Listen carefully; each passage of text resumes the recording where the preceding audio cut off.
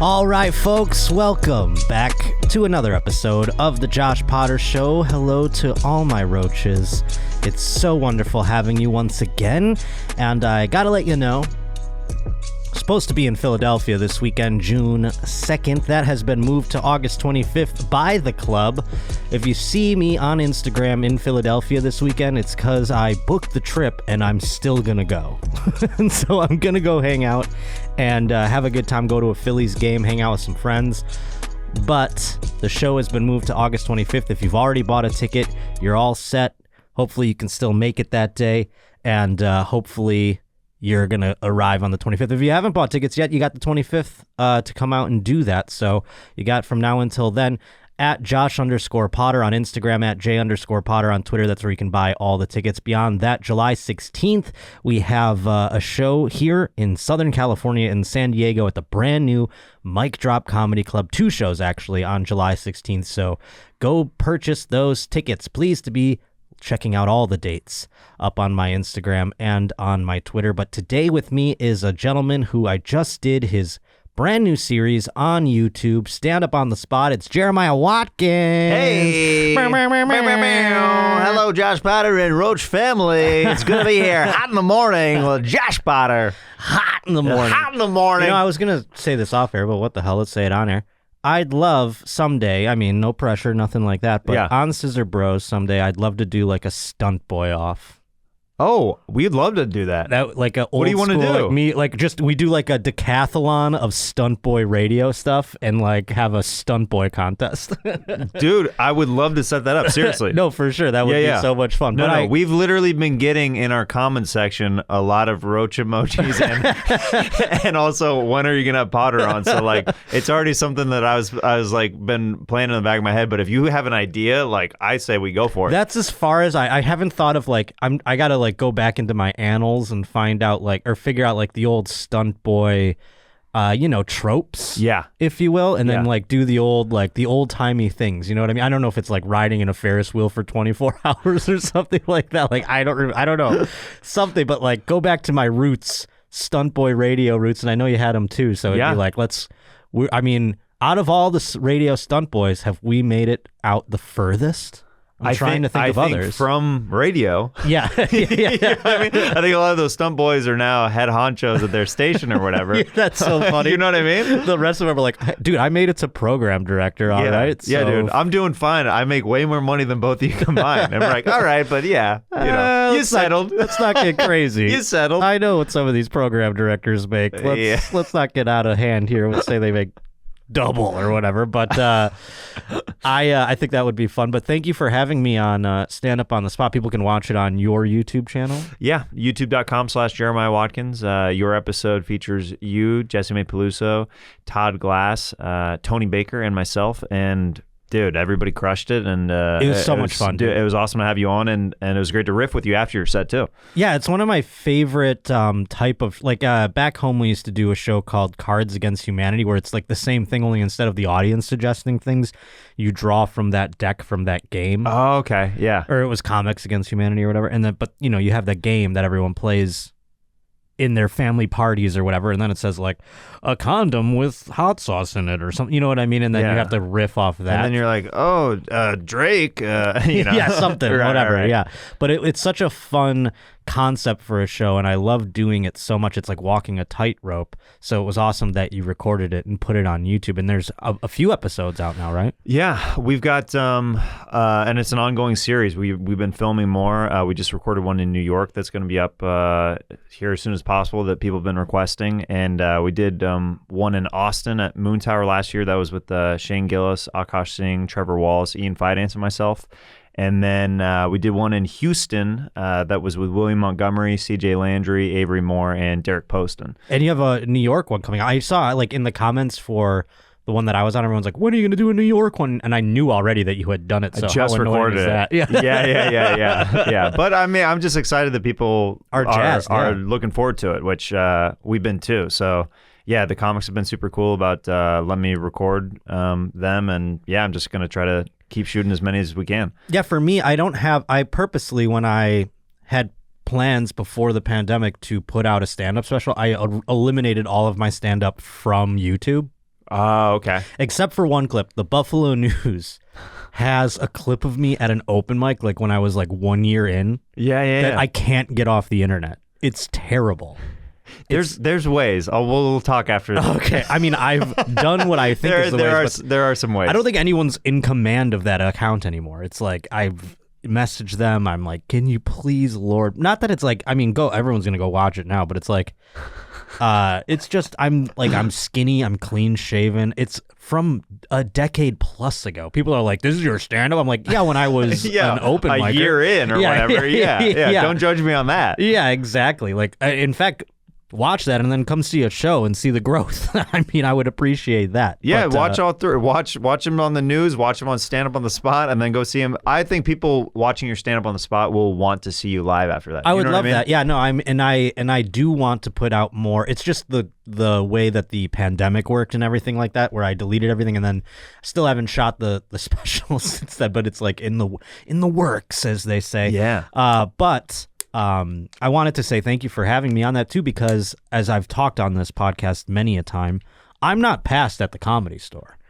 And to me, and you have had both of these things happen, to me getting my name on that wall will be my version of like having a child. Yeah. In terms of like big things in my life. As far as comedy goes, it's still one of the biggest accomplishment and hardest accomplishments that I've obtained in comedy. It was so difficult to obtain. I was curious though to compare it. You've had a child as well. And I said that to a person who has a child and doesn't do comedy. And they're like, that's really sad. And I was like, why is it sad? Yeah, what's sad about it? I go, you telling me that this is your life seems sad. I'm like, I don't even think this kid's gonna like you in 20 years. So I mean, like, yeah. But I thought, yeah, when my name turns 13 on the wall, it's not talking back to me. It's not saying I hate you or anything. It's not mad at me because I won't let it borrow the car or whatever the case may be. That is weird. If I do have a kid and I have to buy it, I'm gonna buy it a car just so it drives me around. Oh yeah, that'd be a good point. Yeah. I mean, that might be the cheapest chauffeur you could ever have. But can you compare, or do you not even? You put them. You have church and state. They're pretty separate things. That's the smart answer for me. To say, Yeah. I will say. Was it hard to make a child? It's not. Well, I think it's varying degrees for different people. We got very lucky. I literally, the first time we went without birth control, we literally. You were ready to go. Dude, I mean, yeah. The soldiers were ready to march. They were standing up straight, reporting for duty, strong. Yeah. Well, that's great. Yeah, and some people, they have difficult times making children. I had to, let's just say, to make a baby, it was one try. And for the Comedy Store to become a paid regular, it was thousands of times. So if we're going to compare the two, that's the only way I can really say it. But obviously, I can't be like, they're the exact same as far as like equal, Yeah, there are some dads out there who are like, I did 20 potluck spots and I still didn't get my wife pregnant. You know what I mean? Like, they're like... Yeah, they're still trying to get their name, and they're like, and potluck was still better to me. yeah. I'm trying to get my name on that wall of her vagina. Right. But no, I do appreciate you having me on there. I don't know if it would be easy for me to have a kid. What with my dilemma, as most know, I have a bit of a syndrome known as delayed ejaculation. Yeah. I feel like I'm getting better, though, and this will come as news to people, both you and the people at home. I don't like to talk about these things in immediacy because I don't want people to, like, have the yarns of string and connect the dots as to who it, to maintain privacy for the woman. Yeah. But recently, I experienced, and by recently I mean a grand scale of time, I experienced a blowjob where I didn't have to aid myself at all. Oh. First time that's ever happened. Congrats. That's awesome. Yeah, and I think therapy's working. No, it definitely is working. Yeah, man. It's like I was present. I was in the moment, and I don't know. Also, I wonder if this girl had special skills that I wonder if I'll ever be able to replicate. She's a Navy SEAL of blowjobs. Yeah, I mean, dude, this woman was otherworldly in terms of that type of skill. It got to the point where I feel like I was just like, I've never had sex with a fleshlight before, but this was pretty close in my opinion. Like, this is what I think it would be like. It was a woman's head, but it felt like I was using a fleshlight. Oh, she was really going for it then. Yeah. Oh, whoa. No, yeah, she was. If you're comparing a woman's head to a fleshlight, then that's pretty strong. That's what I said too. I go, I know. I was like, like, and I go, what a world. And I was like, what a woman. Yeah, no, I walked away from there going like, my Lord, what a time. I was all over the place. My brain was melted. You know, like when the Riddler in Batman Forever, like has the apparatus he uses to suck all the brains destroyed.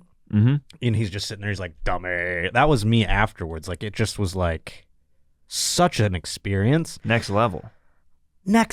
And then I was expressing this to her. I'm like, that was unbelievable. You are truly a gem. And she was like, ow, you never had anyone suck your dick good before? Like, she was like... Did she have an accent? Oops. Might have given up the geographic location. Listen, boy, you never had your dick sucked properly before? It was kind of that way. I mean, I'll do a thing or two. Dude. Did you just spit semen? No. That was my dip. I kept it in my mouth the whole time. I would nominate this blowjob to be put into the Smithsonian. Like, that was how otherworldly it was. But yeah, so I mean, I don't know, maybe a carbonite copy of you like coming like the Han Solo thing. Dude, it was more like I was always in the Han Solo thing, and then she sucked my way out. Oh, like, she broke you open melted from it. You know, when it's like him just come, and then his face comes out, and he's like, oh, and he's all freezing. I'm so cold. Thank you. So that was one of the issues before, is you felt like you weren't present enough when like sex was going on, where you kind of felt like you were somewhere else? Yeah, like I would do it and then I would drift away, and I don't know where to. It would just be like I would be elsewhere. Okay. That makes sense. Dude, sex is such a mental game. Like, if you are not present, then like you're not going to come. Right. Yeah. And like, yeah, if you're thinking about like, I don't know, I can't even describe what it is that where my brain goes or where it went. But now I'm hoping this becomes more routine, and I'm hoping like she just wasn't a unicorn. You know what I'm saying? Right. Like, I hope now I can just, any old blowjob will make it happen. I mean, hopefully she was, the holder of the key to it. She unlocked everything. Real sword in the stone type shit. Yeah. But that was exciting, and I don't even remember. The sword out and, what, you never seen somebody do this before? Like, no, literally. But if a girl did that with her vagina, I will have to marry her. Right. I feel like, like, what if I lose it? Then now, I can't get it back. This might be too forward of a question, but Did you guys have penal vaginal? Yeah. And that, I didn't come in that regard. This was just like the end of the relations, and it was mind-numbing. Yeah. And women don't understand. I don't know if women, this doesn't, again, this is new to me. So like when it happened, I was just stupefied. I know that's a Disturbed song. Probably women are probably relating this even more to men, to be honest, because way more women are not coming than men. Do you know what I mean? Yeah, I guess, but like when a woman comes, I feel like they're not like me, where I'm just like she'll, like a woman will say something to me, I'll be like, huh? You know what I mean? Like I can't, all of a sudden I lose all ability to have conversation. I can't even like hear. I'm like hearing like, it's almost like after war, like or like a bomb goes off or something. Yeah. Just like wandering around. Yeah. Dude, how epic was this blowjob? Dude, it was nuts. It was insane. Josh Spotter, his dick got sucked clear into tomorrow. I'm scared I'll never have one like it ever again. Yeah. I'm going to have to fly to this city dude, that I never chasing wanted that dragon. You get addicted to prostitutes, all from this. Yeah, but I can't see, no, that's the difference. And I've had this discussion with people. Prostitution, there's men who can fuck holes, and that's the end of it. And then there's the other side of it where it's like, I need them to want to do it, not just for money. Yeah. I need them to want to do it. But yeah, so I don't know, like I brought that up just for the pregnancy thing, but I don't know, a nice little tangent there. But So now that you've had a child, I'm curious. This question came up. How much would you want monetarily to lose one testicle? Oh. Like, how much is one of your balls worth? Just one. Ooh, they're pretty precious. Are both of them precious? This is something maybe you know more about balls than I know, but I thought you only need one. You only need one to produce semen. I know that. And is it a particular one, or is it either or? That I don't know. I don't know, Kirsten, can we do a little Goog action on this? Because I want to get to the bottom of if it's one testicle does the semen and one is just for, looks? Support. Dude, I bet either's got to, right? I would hope. I would be shocked because here's the question, then one testicle would be worth more than the other. Way more. If that was the case. So that's what more. I'm trying to figure out, because then I will tier them out. I'll be like, well, this testicle's worth this, but this one's worth, Yeah.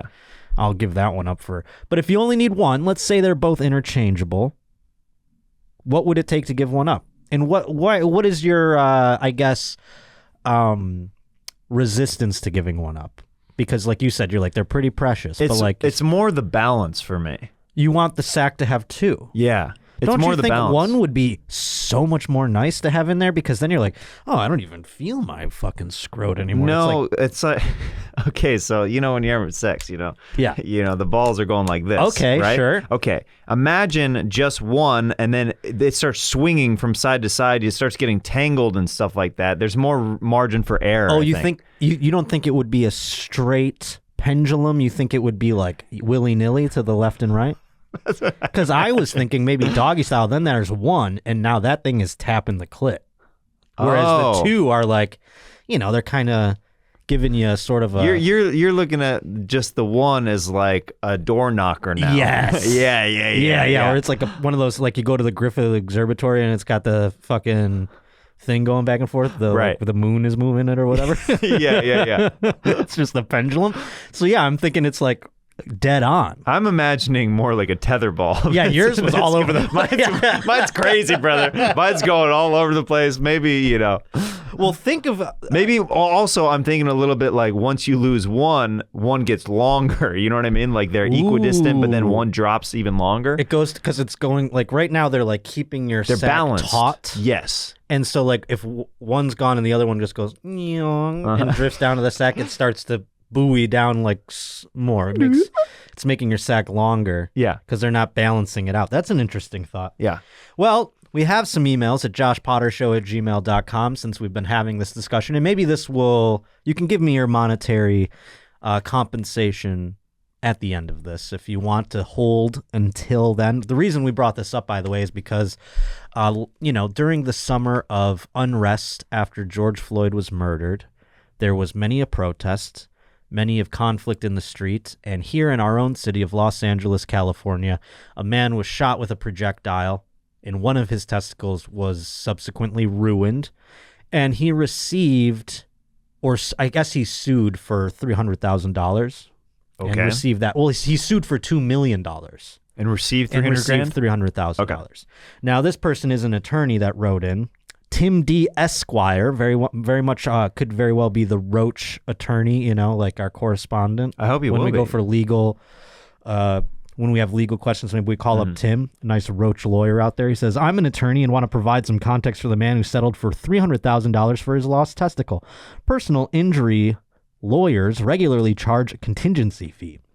So they earn their money from a portion of any settlement or judgment their client receives, often upwards of 49%. After attorney's fees and taxes, this gentleman is probably getting somewhere close to $100,000 in his testicle evaluation, which is what I said I would give up, or what I would accept. Okay. So he's saying that's exactly what this person received. Now, is $100,000, is that low for you?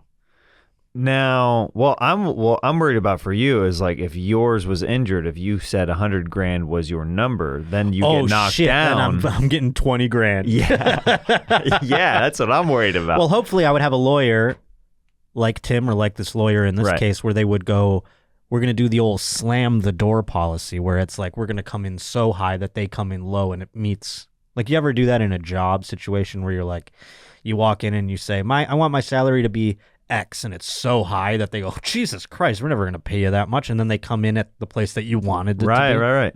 That's an old thing you learn in like college or something in business. Yeah, class. negotiating, business tactics. Yeah. And meanwhile, I'm like, well, what if I'm a fucking simp loser who wants to like just work there so bad where I'm like, I'll do it for anything. It's never going to work. Yeah. But yeah, so I don't know. I would say, I mean, people are probably going to think this is really high, but like, I'd like a house out of my ball. And houses are, I'm learning, I just went home to Buffalo for a weekend and I was looking just how much because houses are cheap supposedly in Buffalo, right? Supposedly. Or like one would think cheap. People are selling houses for $500,000. In Buffalo? Yeah. Okay, that's surprising. Insane, to me. right? Yeah. It's up everywhere. But the housing market's like, dude, my wife has some friends who are in the markets for houses and stuff right now. Like they're having bigger families and stuff. People are outbidding them by double in cash. Yes, that's what I'm saying. Double in cash. How do these people think, I mean, not to get into like a real estate conversation, where do people think they're going to get their money? Is it just going to keep going up and up and up?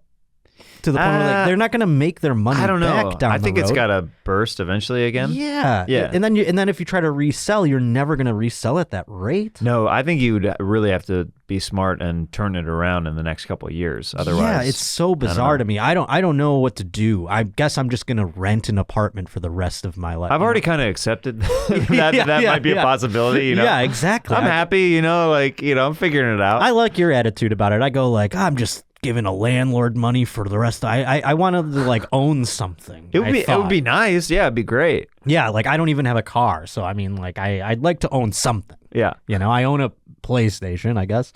But the more things you list, the more people are like, "Yeah, Josh needs to own something." yeah, right. I just want to just have a little piece of land or something. I don't know. Yeah. But another person wrote in. Now these are people who wrote into joshpottershow@gmail.com, which I encourage all of you to write in, whether it be your feedback or if you have a news story or sports story, which we're going to get to in a little bit. But more people writing in about having one ball and living that way. Oh, I'm actually very interested to hear that. Yes, this is from a man who's titled Uniballer. It says, Dearest Josh, listening to episode 85, your question, I think 2 balls is one too many, because I was talking about how it gets in the way. Yeah. And if we only need one, let's just evolve and have one ball. That's what I thought. And he said, no, sir, you are not talking tales out of school. I lost my right ball due to cancer in 2012. Literally nothing has changed in my bodily functions.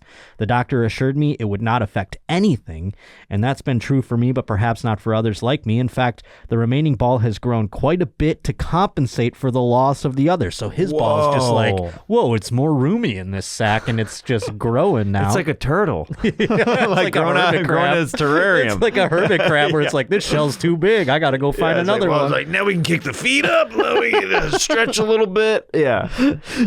So it's compensating for the loss of the other, which the doctor also explained to me would happen at the time. I shoot the same size loads, and my sack doesn't really look that different. You'd have to get up close and personal to even be able to tell there's only one in there.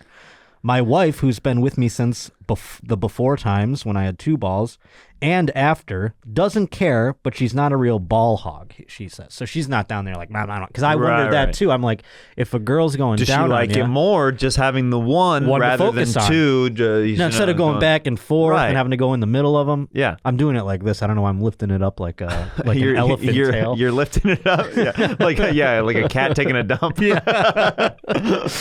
So yeah, That's how I get my blowjobs. I was curious about that too.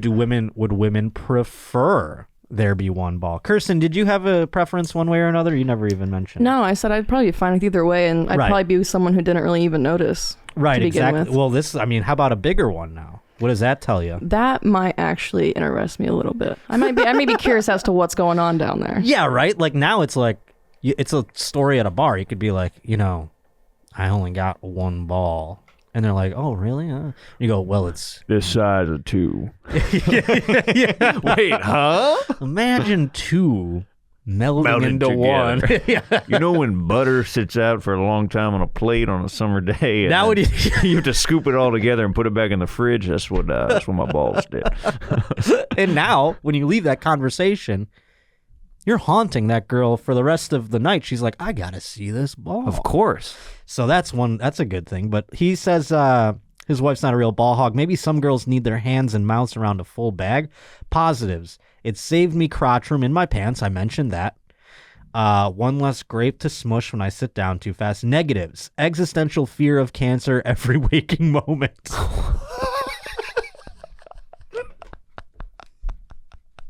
It's a bit of a trade-off right there. I go, hey, I have that regardless. I feel like, you know what I mean? I feel like I'm going to get cancer at something. I hope it's an easy one to overcome. Other than that, 10 out of 10 would recommend. Get that money bag for half your skin bag. Happy to answer any more questions. Cheers, Shane from Seattle. Well, that's one gentleman's input here. Thanks, Shane. That was cool, man. JoshPotterShow@gmail.com. This one email says, I have one ball. It says, hey, Roach. Uniballer Jake here. Had my testicle removed when I was little, so I have had only one ball since I can remember. I also remember my mom explaining to me that other people have two. So this mom's like, now you're going to go in a locker room. Yeah. You're going to look at some dicks probably. Yeah. You're going to notice Jeff's dick. He's got two balls hanging from it. Son, I don't know to tell you this, but you've got an empty sack. You're gonna see you're gonna see some full sacks when you walk into that locker room, okay? Now don't let that discourage you, because you know what? You've got a full heart. And you can come just as much as those boys. Just as much as the other teenage boys. Your jizz is gonna be just as bountiful as all your friends. It's gonna taste the same.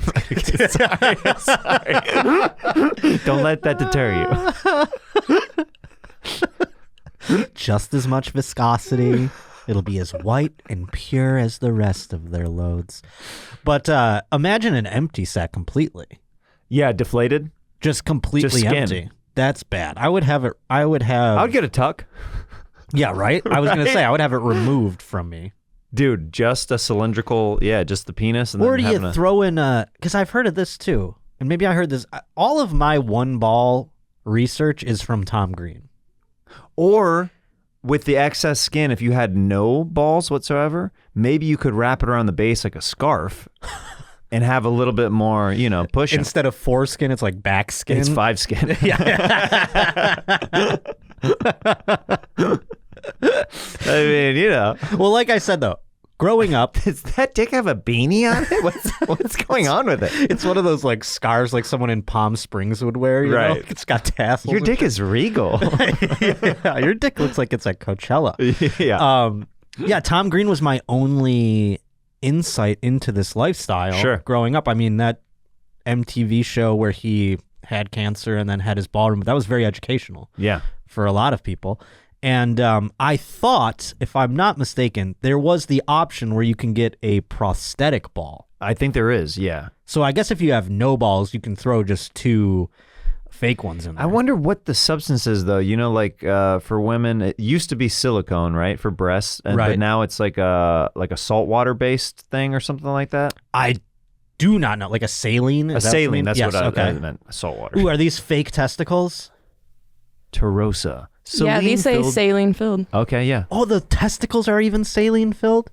Yeah. Look at these different sizes, too. I noticed that, and I was going to say, are they for your sack, or do you get to pick? You go, I want some big fucking balls. Is it like tits, where you can go like, let's go D cup? Look at all those different ones. I guess they have like only 4 different sizes. Wow. It would be insulting to me if the doctor was like, you're going to go with what we call the itty bitty ones. Yeah. This is the trainer ball.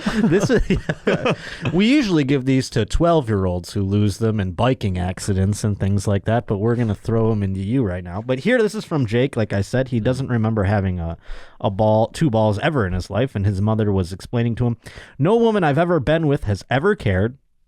And I've done stuff with girls that didn't even notice. So he didn't even tell these girls. He's like, I got 1 ball. And they're just down there. They're like, is there 1 ball? They have no idea. Some of these ladies. That's fun. Also, I have 2 kids, and it was 1 shot, 1 kill with each. There you go. Look at that. So I say, get rid of that thing if it's worth it. Just thought you may want to know. You're the best. Hoping to make it to, I hope Jake made it to Indianapolis. I was just there last week. Wonderful show. Thank you to all the roaches who scurried out on a Thursday night and came to Indianapolis Helium Comedy Club. Another single ball experience, and then we'll move on. We've been talking about this for a fucking half hour. Which is fine by me. I like how a couple of the emails referred to themselves as uniballers. Yeah. Like they don't know each other. No. But like they've owned that term. Like they're like, yo, I'm a uniballer. And it's just because I'm morbid and I'm obsessed with like domestic terrorism. I think of the Unabomber. Right. And then I'm like, why was he called the Unabomber? Like, I don't understand. It was UNA bomber, not UNI. So it's not like, I'm like, does the Unabomber have one? Oh, I don't know. That's actually news to me. I thought it was UNI bomber. No, I always believe thought it I'm was. right. Kirsten, can we see why he was called the Unabomber? Ted Kaczynski is who I'm speaking of. Yeah, of course. it's because it was the university and airline bomber. Oh, but was it spelled uni then with an I? No, it has it as a UNA. If it was a university, why wouldn't it be uni? Well, I think the A is airlines. Oh. Correct. Yeah, I think it's for airlines. I forgot about the airline bombs. Okay. Ted Kaczynski. Solid guy. Always bringing it back around. Right. Good old Ted. Yeah, my sister makes fun of me because she teaches at the high school that Tim McVeigh went to. Mm-hmm. And I'm always like, do you have any teacher friends that are like taught Tim McVeigh? She goes, we don't talk about that. You're like, why not? I go, that's the first thing I ask. Yeah. That's dinner conversation. Which locker did he have? Yeah. I'm like, fucking, but she's like, no, he's not on our like Ring of Honor or anything like that. Single ball experience from a lady. This is an interesting way to bring it home. Her perspective. This is a woman who has Been with. exactly. Okay. Name's Desiree. I'm a 25-year-old female, but I have two things regarding the single ball conversation. Firstly, you can donate your testicles. That's interesting. I did the math in 2014 for a friend desperate for college tuition. You can make $35K for donating a ball. That seems low, though. What would they do with it then? Do they unhinge it and then put it inside a person and hook it up? I think it's just like any other body part, like livers, hearts. you know. They're doing research on it? They're like, either let's research see or- what this one does in acid. Or whatever, right? You and I and doctor. Like it's just like a chemistry set. Like, yeah, but what if it does if you light it on fire? Let's see what happens to this ball if it's left in the sun for too long. Yeah. You know what I mean? Stuff like that. I don't know. What is the experiments they could possibly It's be doing? it's like those Michelin road tests. We're like throwing it up against walls and stuff like that, like crash dummies. Like we're putting them in seatbelts in a Ford and crashing them into cars and There's stuff. one in a seat that just has that bag land on it. And then, It's just like little girls kicking fucking balls. yeah, just like over and over. So little girls like, doosh, doosh, doosh. Now we found before a human ball will explode, it takes 30,000 kicks. But There's a guy hitting fucking T-balls off of yeah. Oh, shit. Can we see what they're testing on balls? I don't know. That's even a Googleable thing there. But 35K seems low to you. I think it does because, dude, after taxes and everything like that, that's really not. I mean, it's gone off your body. It's something that is on your body. Like, Yeah, how do they take it off, too? That's the other thing. Like, is the surgery complex? Does it hurt do you go for under? a long amount of time? You have to go under, I'd assume. I would ask to. If it Yeah, no wasn't the kidding. case.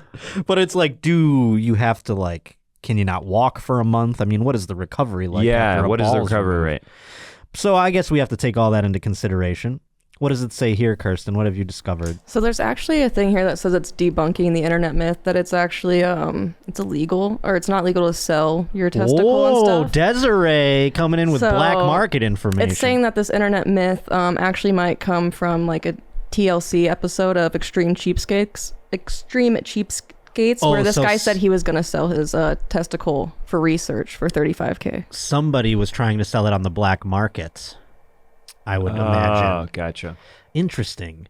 And if having only one left over doesn't cut it for you, the cost of a prosthetic ball surgery is only $2K. That's a $33K profit, according to Desiree. But yes, again, we have to deal with the black market. Now I'm like Tom Cruise in Minority Report, and I'm in someone's living room hoping I find the fresh sandwich or whatever in the fridge while he's got my ball in a cooler.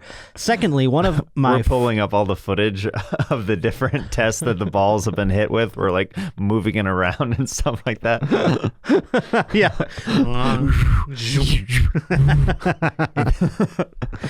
Now here's where it gets interesting. Secondly, one of my fuck buddies only had one testicle, and it took me until the third hookup to notice it. I'd even sucked and fondled his nuts. Lights on. Didn't notice. That's interesting to me. That's more of a testament to Desiree, I do believe, and her lack of observation. Yeah. But maybe these other balls are getting so big when they're, you know what I mean? Yeah, I guess I've never had a sack in my mouth, so I guess I've never been able to like discern if maybe it's like when you have like a mint and there's like two stuck together and you pop them in, you're like, oh, that was two mints because they separate or whatever. Right.Maybe it's like that when you just close your eyes and you're down there on a sack, it could just feel like one mass. I imagine, when you eat buffalo wings and sometimes you get like a clean, like if you clean it right, like sure, I imagine that a clean rip, just like it all goes in there. I imagine that would be like what balls in the mouth would be like, but I have no idea. I have no idea. I wish I had more of an idea. Today's Josh Potter Show is brought to us by DoorDash. Things are getting crazy for the summer. I mean, there's meetings, there's errands to run, there's chores to take care of, and now the kids are coming out of school. You're going to have to run them around. Maybe you just don't want to have an extra added adventure. Well, DoorDash can help you out, whether it be meals, it could be for your grocery services, bringing groceries to your home. It could be for the minor conveniences. I mean, I've been having this whole deal with my back surgery and having an open wound there. I've been having medical supplies delivered to my house, gauze, tape, things like that. DoorDash does it all. And when it comes to restaurants, it does it all, even in just that category alone, just that phylum. You have national chains, you've got your local favorites, all on DoorDash right now, and it comes right to your door. It's amazing. As a matter of fact, right now, for a limited time, my listeners can get 25% off and 0 delivery fees on their first order of $15 or more. Just by downloading the DoorDash app and entering code JOSH, that's $25 off up to $10 value and 0 delivery fees on your first order when you go download the DoorDash app right now in the App Store. Enter code JOSH. Don't forget, that's code JOSH for 25% off your first order with DoorDash. Subject to change. Terms apply. But yeah, that was an interesting conversation that we had. I thought I'd bring it up to Jeremiah just to get another, because it was me and Kirsten in here, and I was like, well, I got to get another guy who has balls to like tell me what they think in terms of monetary value. I think it's a six-figure ordeal. A six-figure ordeal. And people might say that's way too high, but I said think six figures, but I said 100,000. Yeah. So I guess I agree with you. Now, before we get to sports, today is Memorial Day, and this just happened on my way here. Both of us had, and I'm not taking anything away from those who made the ultimate sacrifice. We live in a world where these holidays, I go, oh yeah, it's today, Yeah. Yeah. Oh, no. I literally, on the way here, I texted, I was getting texts like, hey, you want to come over to a barbecue? I was like, oh yeah, that's today. Because it's like the way that we exist, we don't have Monday through Friday jobs, so it's like everything blurs together, especially since after like the pandemic. I think everything is like nothing feels as eventful as before. Right. And things just seem like time is starting to accelerate again now that like the pandemic has ended. Yeah. But I was reminded on my way here to tape the show today that it is Memorial Day because I was watching the Phillies game, and as Nick Castellanos stepped to the plate, the announcers did what they always do. Do you know about this trend? No. So Nick Castellanos is almost like a curse. When he comes to the plate, it seems that announcers there's something that comes over them where they have to say either an apology for something that they've done on the air, or they are talking about something grim or something terrible, and then Nick Castellanos jacks a home run in the middle of this apology or this eulogy or this anything. So it happened again on my way here. And I don't have the video of it because it just happened, but I can recreate it for you. It was like this. It was like, And today, on this Memorial Day, of course, we commemorate all our service members who have made the ultimate sacrifice. And there's a line drive into left field, and Castellanos, like, it was right after he was talking about the fallen soldiers. Yeah. And Nick, I can't say it enough on this podcast. When Nick Castellanos comes to the plate, just talk about the game. Save it for the ninth guy on the batting order. Right. Stop doing this. He's a playmaker. And now I'm starting to think people know that this is gonna happen. They're like, well, this is a way to go viral, partner. So they come up and they're like, we have anybody's DUI we can talk about? You know what I mean? Like, they get really, It's crazy how many times it happens. But we'll get into the sports a little bit later. I want to do some news stories now with Jeremiah. And again, thank you for coming here on this holiday. Thanks for having me, brother.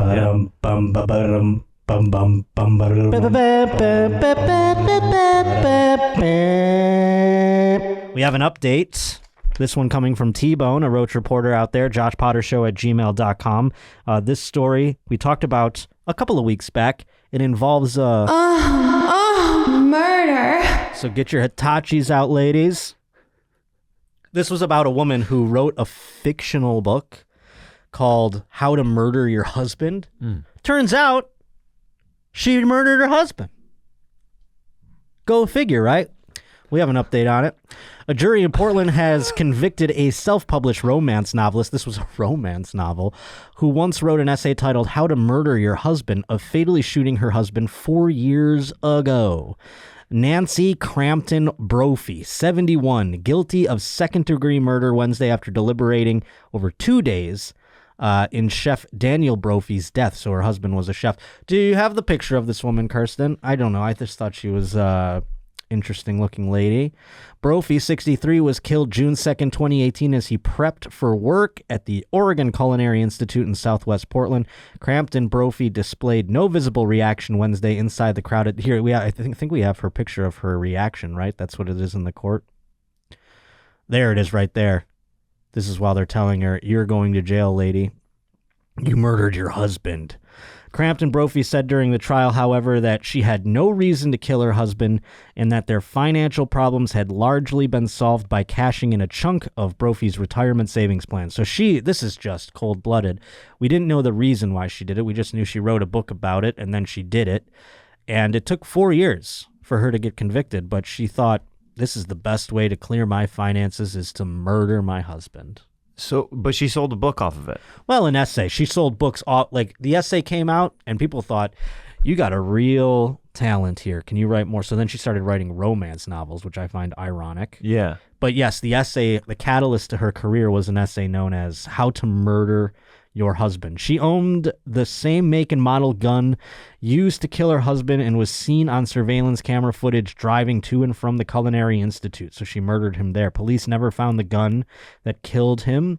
Prosecutors alleged that she swapped out the barrel of the gun in the shooting and then discarded the barrel. All this in the essay, by the way. Like, really? Maybe you should swap out the barrel and put in a different one.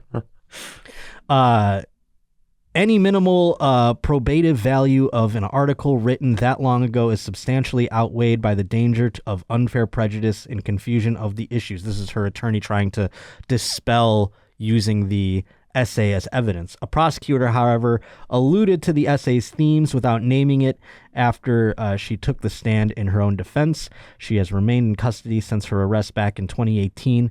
We talked about this story like a year ago. In an online biography featuring her work, she writes that she is married to a chef whose mantra is, life is a science project. As a result, there are chickens and turkeys in my backyard, a fabulous vegetable garden which also grows tobacco for incesticide, and a hot meal on the table every night. For those of you who have longed for this, let me caution you. The old adage is true. Be careful what you wish for. When the gods are truly angry, they grant us our wishes. Ooh, that was in her book, in her essay. Yeah, she sounds psycho. And she is. She murdered her husband. Yeah, she murdered her husband. Thank you for that update, T-Bone. Good to know that psycho lady's going to jail. Make sure you're careful what you wish for. You can have a garden, you can have turkey, and you can have a dead husband. You could have a buried in great the back. life, but you're going to still want to murder your husband.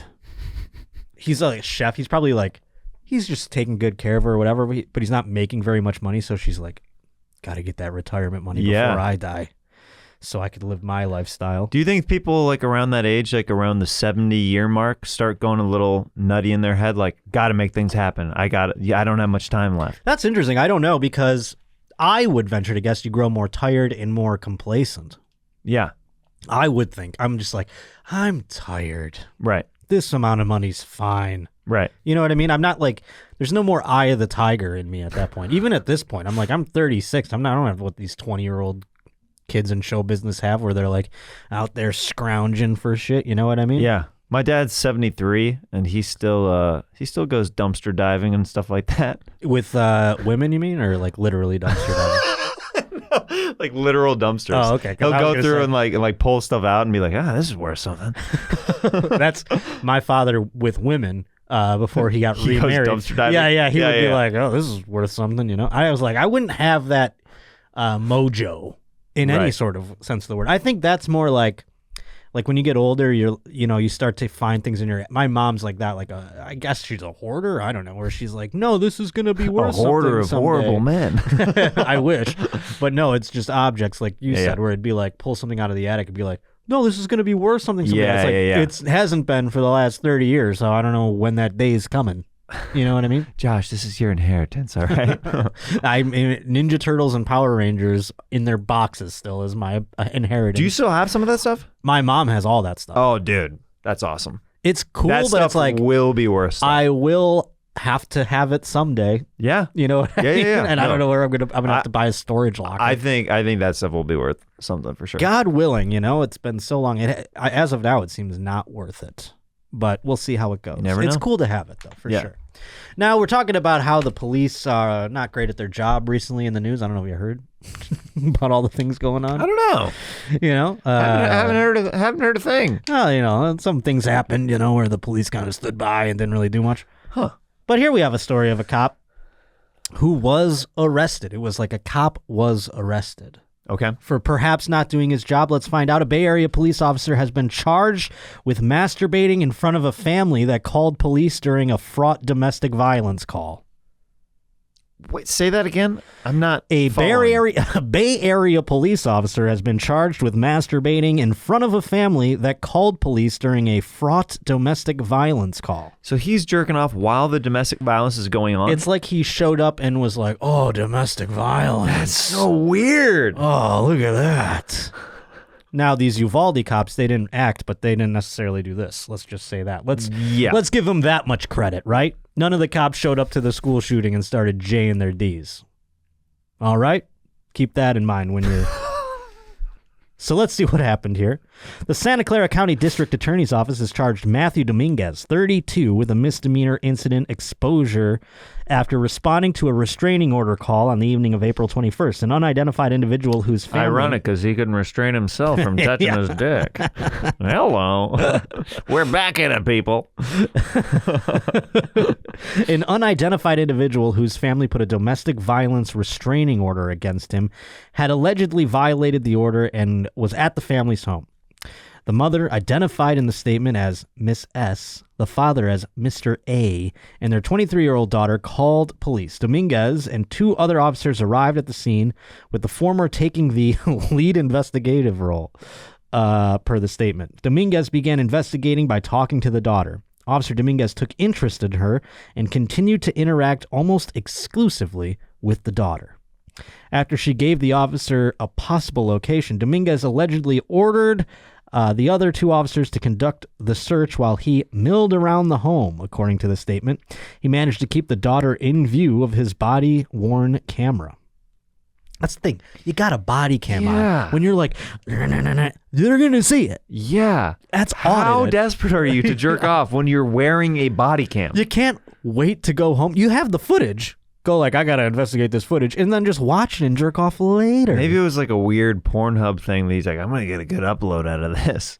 And then also he's like, hey, you two, why don't you do the search? I'm going to go search the bedroom of the daughter. Yeah. Specifically, And a couple how old was the drawers. daughter? 23. Okay, that's at least. Yeah, well, After she gave the officer a possible location, Dominguez allegedly ordered the other 2 officers to conduct the search. I mentioned that already. The daughter then asked And Dominguez... while you search, why don't you kiss each other real quick? Just real quick. I just want to see what it looks like. Now, at any point, did you 2 make out during this alleged interaction? Nope. Why don't we see what that's like anyways? Listen, we're just trying to investigate our sexuality Ma'am, here. I'm trying to be thorough. Are you obstructing an investigation right now? Yeah. The daughter then asked Dominguez about her brother's GPS monitor, which they and Miss S, the mother, went to retrieve together. After Dominguez was handed the monitor, the mother alleged that Dominguez unzipped his pants and began rubbing his crotch right in front of them. That's some bad lieutenant shit where you're like, oh, yeah, what are you going to do about it? I'm the police. I'm the law. The daughter also sir, your alleged body witnesses- cam is flashing right now. The light on it is going off. Battery low. Oh, perfect. Just in time. So the daughter also witnessed this. Later, the daughter went into the kitchen to get her mother a glass of water. Dominguez allegedly followed her into the kitchen. As he turned around to face Miss S, she saw Officer Dominguez's penis outside of his pants, fully exposed. The mother and daughter then went to find Mr. A, the father, and they called an uncle who was near the scene. When Mr. A returned into the kitchen, he saw Officer Dominguez facing out of the kitchen with his erect penis in his left hand and in his right hand on the counter. So he was like, Yeah, really. just getting some evidence over here. Really, really going for it. Dusting for prints. Anytime you have to put, a hand on something Yeah. for stability and, support. Ugh. It's like he was getting that blowjob I was talking about earlier. Yeah. The charged behavior is beyond disturbing, says the DA. Law enforcement officers respond to our homes to help crime victims not terrorize, traumatize, and create new victims. Mr. A left the house. A few minutes later, Dominguez allegedly left and went back to work. This is not the first misconduct incident within the past month involving San Jose police. An officer investigating the kidnapping of a 3-month-old was allegedly drunk during the investigation. Well, that guy looks like a saint compared to this guy jerking off in the kitchen of the people's house. It's so weird that How hot was this woman? Right? It's out of the pants, too. It's not even keeping it in the pants. In the kitchen, too, where they're just like, he's like, give me a minute in here. And he's just like...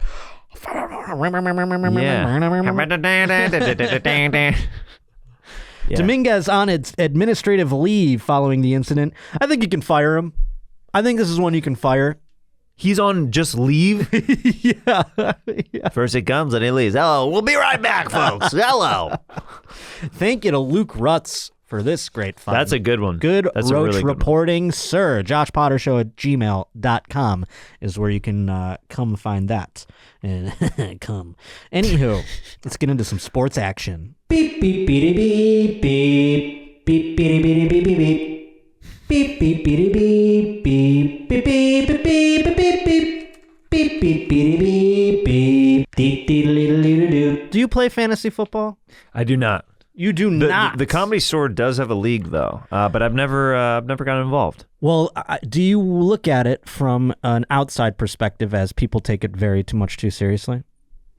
No, I never. I mean, my thing is like everybody has, regardless of, some people have book clubs, some people have game nights. Dart league. Dude, I love playing pool, like, which some people are like, oh yeah, I don't like that at all. You know what I mean? So everybody has their own like things where I'm not too judgmental if people like are passionate about something. Right. I just like people being passionate about stuff. That's a nice I think that's attitude to have. refreshing. You know what I mean? So too. That's a great attitude to have. I love fantasy football. Mm-hmm. I spend actually a great deal of time on it, and because of that, me and my friends and I, we have upped our league dues quite a bit because it's like, well, we spend so much time on this, we might as well make it like even more worth it or whatever. Like an so investment. I think, yeah, we pay like, I don't know, $150, which some people think is crazy. Some people are like, that's low. You know what I mean? 150 for the season? Yeah. Okay. Well, I mean, so what's the pool that you win at the end of the? I mean, the it's season? 1,000 plus. There's thousands. I don't remember. There's like 12 people in the league. and then Dude, there's a probably bunch some of- crazy rich people who put in like lot that's where the thing. where the kitty or the pool, whatever you want to call it, is like massive. Whoever wins the Super Bowl. I have heard of leagues where it's like $1,000 buy-in, $2,000 buy-in, which is crazy, but it's like, if you have the money, then go for it. There was a fantasy football league that was conducted by Major League Baseball players. And this has just recently come to light in the last couple of days. And the reason being is because Jock Peterson, who's one of my favorite players, you have an open invitation, Jock Peterson, to come on this program whenever you want. I'd love to have you on this program. So San Francisco Giants playing the Cincinnati Reds.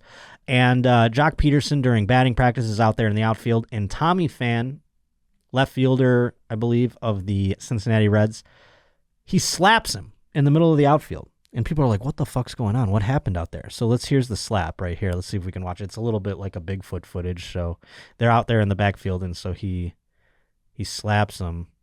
Was it right there? Thanks to 96.3 Big Jab here for this video. So you can see it kind of, yes. Very like Will Smith Jada. So everyone's like, what's going on here? Why did this happen? And it came out that it was a dispute over last season's fantasy football. So here's Jock Peterson explaining what happened. We were in a fantasy league together. I put a player on the injured reserve when they were listed as out, and added another player, and then there was a text message in the group saying that I was cheating because I was stashing players on my bench. And then I don't know, I looked up the rules and sent a screenshot of the rules, how it says that when a player is ruled out, you're allowed to put him on the IR, and that's all I was doing. And then it just so happened that he had a player, Jeff Wilson, who was out, and he had him on the IR, and I said, you literally Jeff Wilson's like, don't bring me into this, bro. Your bench. Yeah. And then I guess he was in 2 leagues, and in one of them he was on the IR, and one of them he wasn't. So maybe that was a confusion. But pause it for 1 second. ESPN. This is insane. Yeah, that they're explaining. I thought it was over money at first. Like I thought it was too. When I first heard fantasy football dispute, I go, well, these guys are like Major League Baseball players. It must be like a $5,000 buy-in or something. Yeah, like, maybe Jock didn't pay. He's like, I'm not dues. paying, something like that. Yeah. That I can understand. When money's involved, there's a slap. This isn't even about the monetary This is a aspect. technicality. This is like a thing where it's like, yeah, he's getting pissed, and like he's probably not even the commissioner.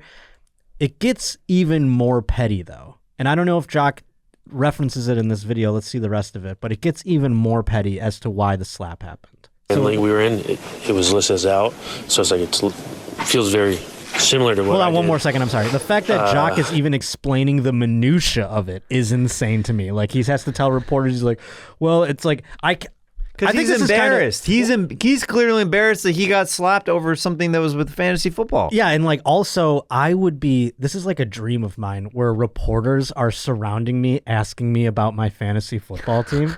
That would be That's like my ultimate dream. Yeah. They're like, tell us about what happened in fantasy football. There's like every news outlet's there. I'd be reveling, and I'd be like, Now, Josh, I made a pretty good pickup. now, Josh, you picked some you had some strange picks this season. Now, what was going on in your head when you made that final before switching out that final player? What was in your head? I'll tell you, as a just a top tier general manager in fantasy football, I knew of this loophole, and I put the man on the IR. That way I could pick up somebody else for the week, and that's just called good strategy.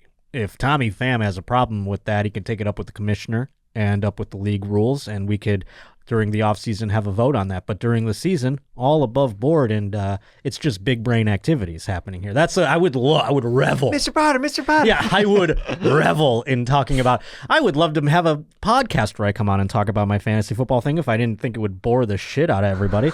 But let's see if he gets into like what really caused the ire of Tommy Pham. Yeah. And that was basically all of it. There's not much more to it. Was there any advance inclination that he was still upset?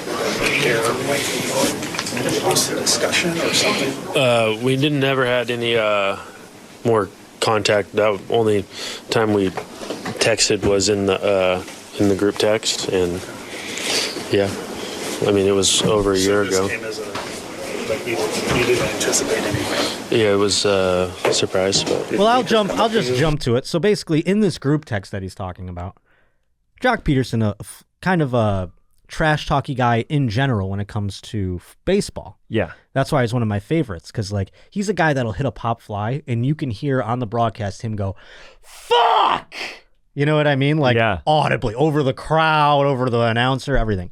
So I love Jock Peterson, and so he's in this text thread and he's probably talking shit like we do in fantasy football. You do that. That's part of it. Yeah. So he sent a GIF where it was 3 people doing kettlebells and lifting them like this and like throwing them over their head like it's something you do. I don't know, some strongman bullshit.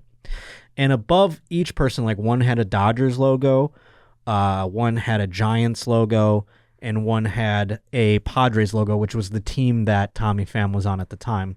And the Padres one, they throw it up in the air and it lands on their head, and like it's just a GIF about how like, oh, the Padres blew it or whatever. Yeah, you know? yeah. So he sent that GIF in the group chat, and that's what made Tommy Pham lose his mind to harbor this for over a year. Let's see if because we have Tommy Pham's reaction too, right? Does he discuss the GIF? What does it say right there on there, by the way? This one says that Tommy Pham says that Jock Peterson forgot to tell the media about the disrespectful shit he said about Pham's former team. Oh, that was the GIF. The GIF was the disrespectful shit. He also confirmed that the fantasy football feud, I didn't like this sketchy shit going on, too much money on the line, messing with my money. There's always a guy in every league that does that, where they're like, because Tommy Pham, when this happened, he just quit the league, didn't pay his dues, someone else had to take up the team, and it's like, dude, you're a professional athlete. Right. This is all for fun. How much money is on the line? That's one thing that hasn't come out, and I bet you it's only like $100. No, dude, it has to be thousands. No, he's too petty. You think so? It's too petty to like, and I've had people that have, in a fantasy football league I've been in, I've had a man who has a great job, makes 6 figures, and we're playing for $50 and has acted like a child like this, where it's like, I'm fucking done, dude. This sketchy shit. Or like something goes like not their way and they get that like poor sport attitude and they just like, I'm done. I'm not paying.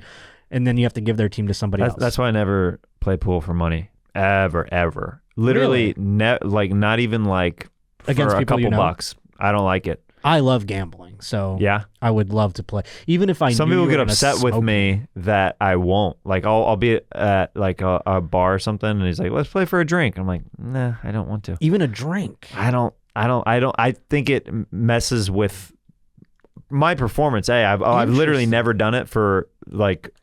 I don't know. I'm so competitive as it is that I don't want to put money on it because I fear. I think I'm so competitive that I'll want to keep playing even if the person's way better. You're going to get addicted to it. Yeah, that's an interesting thing. I'm like the opposite. I go like, unless I have money on it, what do I care? You know what I mean? Somebody was like, let's just do it for fun. I go, for fun? You know what's fun? Let's put $10 on it. Right. But let's hear it. I want to hear Tommy Pham with a straight face talk about fantasy football and how he held on to this for a year. He's like, I can't wait to see fucking Jock Peterson in the fucking field. I slapped Jock. I slapped Jock. Some shit I don't condone, you know, so I had to address it. What was that? There was some shit that went on in fantasy, you know, but what he forgot to tell you guys too, you know, he said some disrespectful shit in a text message, and I called him out on it. So it was regarding, you know, my former team. So it was he said some stuff about. I just said it plain and clear. Okay, so it wasn't anything like. It was regarding my former team. So okay.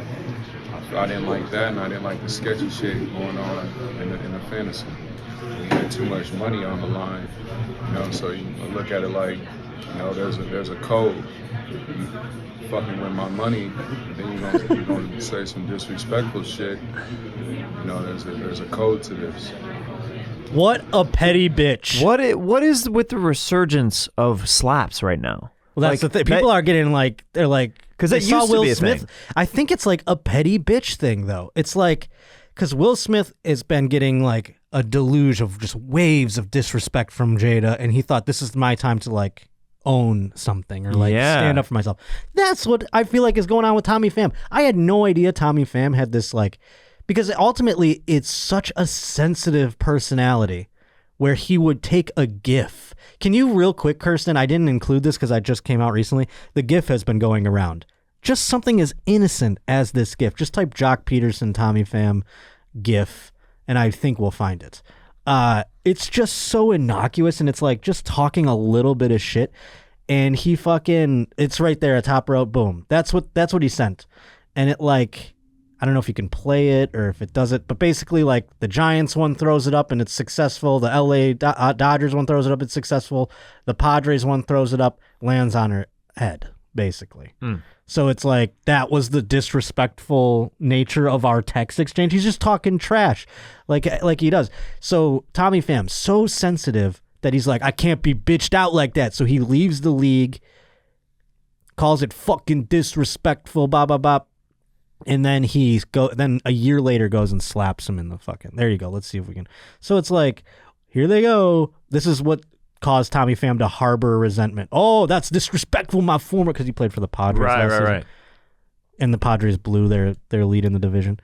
Yeah, just like, and people are like, oh man, that's, you know, people who are in fantasy football and the blogs and everything like that, they're talking about Tommy Pham like, yeah, I get it. Like, if you fuck around in fantasy football, you should get slapped. It's like, you're going to get yours, that kind of thing? Yeah, and I'm like, no. Tommy Pham is the bitch in this situation. Jock Peterson was acting like we would all act, trying to find loopholes in the rules to make their team more successful. Also, you know, talking shit in the group text. Who doesn't do that? That's part of the fun, That's right? Literally the whole part of the fun. Yes, exactly. And for Tommy Pham to have it so inside his head to last that long, and then in a major league ballpark during batting practice approach him and slap him in the face is wild. Like, do you think he marked that game on the calendar and was like, I can't wait to slap? No, he's been building it up for a while then. If he held on to it for a year, that's a very methodical thing to be like, oh, I'm gonna even things out today. And for it not to cool down within you at all, to the point where you're like, that's the day I'm slapping Jock Peterson. Like, you don't know. I mean, also, you don't know how crazy people are these days. I guess not. I had a show literally 2 nights ago where I've literally been doing comedy for so long now. Never seen this at the hundreds of however many comedy shows I've done, even in the thousands over the years. There's a guy front row that literally was mean mugging the comedians the entire show. The whole time. Arms crossed? The whole time, yeah. Just going like this, staring at the comedians. I have the luxury of never knowing when that happens. Right. Comedians started addressing it, right? I get up there and they're playing like an MGMT song, like "Feel Yourself." Like I'm dancing, ooh, girl. You know, I'm dancing and smiling and winking at him because like it's so ridiculous how negative he's being. Right. And the comics have addressed it. I thought other comics were joking about how bad it was. It was even worse when I got up there, and I started talking to him and addressing it. And I said, tonight, like I was going to tell some jokes, but I'm going to just try to improve your mood tonight. Oh, no. I tripled down. Yeah. I quadrupled down. You honed in. I honed in. And I ended up walking the guy because I went in so hard on like how bad of a time he was having. Because, dude, the show was $5. Oh, my God. It's like, you don't have to be. Yeah, it's you a $5 you could have done ticket. anything else. It was an indie show that I did, $5 ticket. Yeah, is your brother on the lineup? Like, why are you here? It was so bizarre. His friend had invited him. His girlfriend, who was there with him, was also in a bad mood. I was like, guys, are you okay? Like, what's going on? Like, did somebody say something earlier in the show when I wasn't here? He wouldn't respond to anything. My God. He's just mean mugging me the whole time I'm up there. And eventually I walk him. I'm like, yes, I walked him. The show's going to improve. So he didn't say anything. He just got up and left. He got up because I kept going in. And then when I said, he walked, he came back in the room, and I was like, uh-oh. Oh, my God. And I'm like, uh-oh, he's coming back. And then he ended up like looking at me, like mean mugging me still. And I'm like, well, he's been mean mugging me the whole time, whatever. He walks out, and after my set, a comedian comes in. He's like, don't go outside right now. That guy was yelling at me, and he wants to fight you. I'm like, my what? God, dude. What is it? Like, it's so crazy. So like, I'm like, I asked a buddy, I was like, hey, will you drop me off in my car? Cause I don't even want to deal with even interacting with this. I had 2 firefighters walk out on me one time over a joke I told, and they were motherfucking me all the way through the showroom as they were walking out. Yeah. And then the show let out, and the manager of the club goes, you should just hang out here for a little while. Yep. And I go, why? And they go, they're waiting. And I go, can we get rid of them or whatever? He's like, I called the cops. They'll get rid of them soon. I go, but it just puts like the fear in your heart for a second. It's so weird. And so many clubs and venues, and I don't want to put this out there, they don't have metal detectors or anything. Oh, yeah. I'm like dreading the day that someone just comes in and is like, ra-da-da-da-da-da, but it's like, you know, I mean, I think about it though, you know what I mean? Like if there's ever... You know, people they're so fucking sensitive if they're coming up and slapping. I just don't get the mentality of somebody who's going to a comedy show and who chooses, dude, this was an indie show. He chose to sit in the front row. Nobody was sitting him That's so in the front. Weird. It's like he wanted an issue. Probably. You know? Probably, yeah. No, that's bizarre. And like, yeah, there's a certain energy of people out there that just shouldn't go to comedy shows or participate in things of fun like Tommy Pham. Like that guy, for him to go up there and be like, you fucking disrespect, like to talk to the reporters in that serious of a manner, like how embarrassing would you, or how embarrassed would you feel if that was like, you had a dust up and then the context of it was fantasy fucking football. I know. I would be embarrassed, and I'm not famous like that. He was trying to make it sound slightly cooler too, like, yeah, in fantasy. It was like he was like he tried to fuck my wife. That was the like tone that he had. No, that guy was serious, dude. Yeah. So Tommy Pham, I mean, I love the Reds. I don't know. Now when I play Wheel of Baseball, folks, I got to bench Tommy Pham. Whoa. Yeah, you heard it. Hot off the press, folks. Can't abide that man being on my team whatsoever. Taking the fam out of family, Josh Potter. Yeah, I'll put Aristides Aquino in at left field. I don't give a shit because I just can't abide such idiocy any longer. Nope, he will not be on my team any longer. But Jeremiah, please plug everything that you'd like to plug that you came here for today. Yeah, this weekend I will be in Phoenix, Arizona at Copper Blues Live, bringing my pal Stevie Weeby. He's doing some guest spots with me June 2nd through 4th. And watch the stand-up on the spot that Josh Potter is in. He crushes it, and I think you guys will really enjoy it. That's at youtube.com/Jeremiah Watkins. It's called Stand Up on the Spot, and Josh Potter's name is in the title, so it's very easy to find. And I'm at Jeremiah Stand Up on social media. And then thank you to the Scissor siblings who tuned in today. And I guess the Wanderers, Jeremiah. I have no idea. I've never said any. I've never said anything. The Wanderers. The Wanderers. I don't know. But check out Josh and I's Jeremiah Wonders podcast episodes. They're super fun, and you'll never look at Evanescence the same after you watch those. But yeah, thanks so much for having me, buddy. Thank you for coming, dude. I appreciate it, especially on this Memorial Day. Like I said, for me earlier, my Helium show that was this week in Philadelphia has been moved to August 25th. That was by the club. I had no control over that, but I will see you August 25th in Philadelphia. If you already bought tickets, they're good for then. And if you haven't, now you got more time to buy tickets. And July 16th, brand new comedy club in San Diego, the Mic Drop Comedy Club. 2 shows there. All can be found up on my Instagram at Josh_Potter or on Twitter at J_Potter. Of course, the Patreon's still going, patreon.com/The Josh Potter Show. Having a lot of fun on there with my buddy Matt Bergman. And also Twitch is going strong, my friends, doing it at least once a week. So join us on there. Twitch.tv/Josh_Potter. More shows. The fall is getting jam-packed, folks. I just didn't want to tell you as of yet because I don't want your brain to get bogged down with too many deets. But the fall is going to be amazing. Of course, Chicago in August and Philadelphia in August. Plenty of shows coming down the pipeline later this summer. So thank you so much to all of my roaches for spreading your wings and getting your antenna out and about from under the floorboards and coming out for another episode of The Josh Potter Show. And we will see you next Tuesday. Bye-bye.